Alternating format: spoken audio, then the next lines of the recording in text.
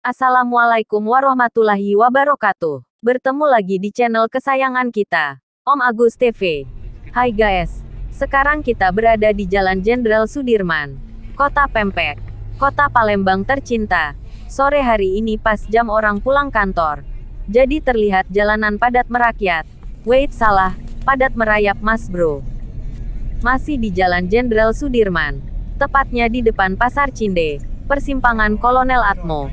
Nampaknya jalanan di sini tampak lancar, karena tidak ada lagi bis kota, yang biasanya kalau dulu suka berhenti di sembarang tempat, yang bikin macet jalanan ibu kota Provinsi Sumatera Selatan ini, guys.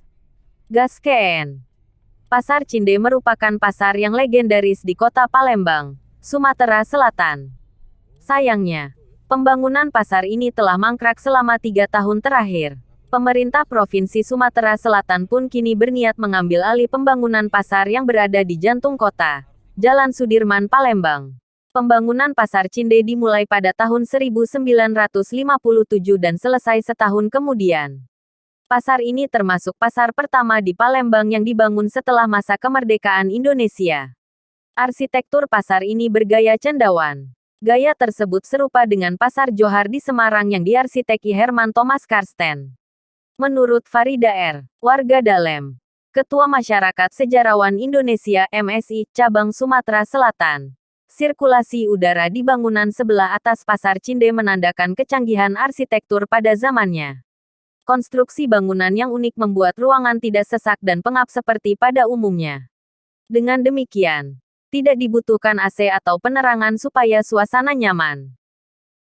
Harus diketahui bahwa kawasan Cinde ini memiliki sejarah dan cerita yang cukup panjang. Nama Cinde sendiri menurut pemerhati sejarah kota Palembang, Erd Muhammad Ihsan berasal dari nama petilasan Pangeran Aryo Kusumo Abdul Rohim saat muda yakni Kimas Hindi. Ada kemungkinan lafal Cinde dari nama Hindi, lengkapnya Kimas Hindi. Dikarenakan dalam tulisan aksara Arab berbahasa Melayu antara pelafalan dengan penulisan tidak persis sama. Kemudian petilasan pada masa akhir hayatnya dijadikan makam di Cinde Welang. Tokohnya adalah juga Sultan Susuhunan Abdurrahman Candiwalang. Kawasan ini pula dulunya merupakan kawasan pemakaman yang luas. Itu sekitar 100 tahun lalu menurut penuturan lisan RM Hussein Natodirajo yang sering menjadi referensi sejarah kota Palembang. Ini pula dituliskan oleh Ihsan lewat bukunya, Palembang dari Waktu ke Waktu. Tak terasa kita sekarang sudah berada di depan Bundaran Air Mancur, Masjid Agung Sultan Mahmud Badarudin II Palembang. Dan kita akan melewati Jembatan Ampera Nyowong Palembang. Jembatan Ampera, yang telah menjadi lambang kota, terletak di tengah-tengah kota Palembang, menghubungkan daerah seberang Ulu dan seberang Ilir yang dipisahkan oleh Sungai Musi. Jembatan Ampera dibangun pada tahun 1962 dengan biaya pembangunan yang diambil dari perampasan Perang Jepang. Hal demikian juga terjadi pada pembangunan Tugu Monas, Jakarta. Jembatan ini awalnya diberi nama Jembatan Soekarno, Presiden Indonesia saat itu. Pemberian nama tersebut dianggap sebagai bentuk untuk jasa Presiden Soekarno saat itu. Namun, Presiden Soekarno kurang menghargai karena tidak ingin menimbulkan kecenderungan individu tertentu. Dari alasan tersebut nama jembatan kemudian disamakan dengan slogan bangsa Indonesia pada tahun 1960 yaitu Amanat Penderitaan Rakyat atau disingkat Ampera. Datang ke Palembang, Sumatera Selatan, Sumsel kurang pas jika belum berfoto dengan latar belakang jembatan Amanat Penderitaan Rakyat Ampera. Jembatan yang terbentang di atas Sungai Musi Kota Palembang ini memiliki panjang 1177 meter, lebar 22 meter dan tinggi 63 meter dan jarak antara menara 75 meter. Awalnya, semua bagian tengah jembatan ini bisa diangkat agar kapal-kapal besar bisa lewat. Namun sejak tahun 1970 aktivitas turun naik bagian tengah jembatan ini sudah tidak dilakukan lagi. Sebab, waktu yang digunakan untuk mengangkat jembatan ini dianggap mengganggu arus lalu lintas di atasnya. Dan pada tahun 1990, bandul pemberatnya dibongkar karena dikhawatirkan dapat membahayakan.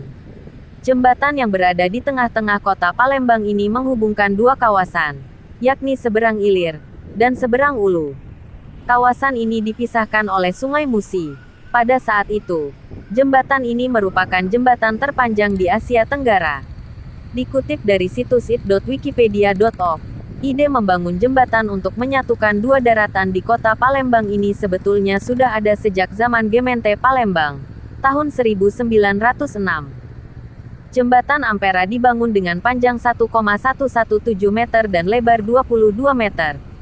Sementara tinggi jembatan Ampera adalah 11,5 di atas permukaan air, sedangkan tinggi menara mencapai 63 meter dari tanah. Antar menara memiliki jarak sekitar 75 meter dan berat jembatan berkisar 944 ton. Jembatan Ampera memang sengaja diperjuangkan pembangunannya oleh Bung Karno untuk memenuhi perjuangannya membangun jembatan di atas Sungai Musi. Sehingga sosoknya pun sangat dikagumi di wilayah Palembang ini. Sekarang kita sudah berada di kawasan Palembang seberang Ulu, tepatnya di 7 Ulu. Dari jauh jembatan Ampera terlihat begitu ikonik. Dua menara pancangnya megah mendukung jembatan yang menghubungkan kawasan Ulu dan Ilir, dua dunia dari kota Palembang. Ada anggapan bahwa kawasan Ilir adalah yang lebih dahulu maju, dengan pusat bisnis dan sejarah yang terserak di setiap sudutnya. Sementara kawasan Ulu adalah seperempat kota yang tertinggal, perkampungan dengan kemiskinan dan kriminalitas tinggi. Namun itu dulu, sekarang sudah jauh berubah tak seperti dahulu. Kawasan yang dulu pernah dikenal sebagai habitat nongkrong para preman Palembang, kini kawasan Ulu sudah banyak dibangun. Sebut saja gedung-gedung pemerintahan, sentra olahraga Jakabaring Sports Center, hingga kampung-kampung wisata dan akses pintu tol. Perlahan-lahan wajah kawasan Ulu ikut berubah. Seiring perkembangan dan arah pembangunan yang diusung pemerintah daerah, kawasan seberang Ulu kini menjadi kawasan potensial yang denyut pembangunannya mulai kencang.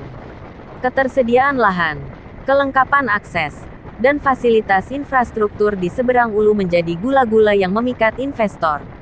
Bahkan, pemerintah kota Palembang telah menetapkan pengembangan kota baru di 4 kecamatan yang berada di seberang Ulu, yakni Seberang Ulu 1, Seberang Ulu 2, Jakabaring, dan Pelaju.